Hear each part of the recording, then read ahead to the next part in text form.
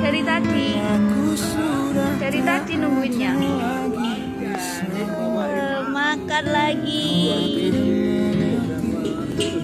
Pak. Momen haru ayah di Ponorogo kirimkan makanan untuk putrinya yang hamil. Beredar di media sosial, sebuah video yang memperlihatkan momen haru kalau sang ayah masih memberikan perhatian kepada sang anak meski sudah memiliki suami. Meski sudah memiliki suami, seorang wanita di Ponorogo, Jawa Timur membagikan momen romantis bersama sang ayah. Dalam video yang diunggah oleh pemilik akun TikTok @berliannyapapa, wanita tersebut memamerkan momen kala ayahnya rela mengirimkan makanan di tengah-tengah kesibukannya. Pada unggahannya itu, wanita tersebut memperlihatkan sang ayah tengah menunggunya di bawah gerbang kantor. Sambil mengendarai sepeda motornya, ayah yang akrab disebut sebagai Papa Gemoy tersebut sedang membawakan makanan untuk putri dan calon cucunya yang sedang ada dalam kandungan. Terima kasih. Saya belum salim.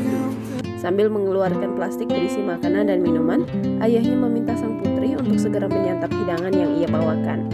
Sontak sikap romantis yang ditunjukkan sang ayah meski kini putrinya sudah memiliki suami, sukses mengundang haru netizen.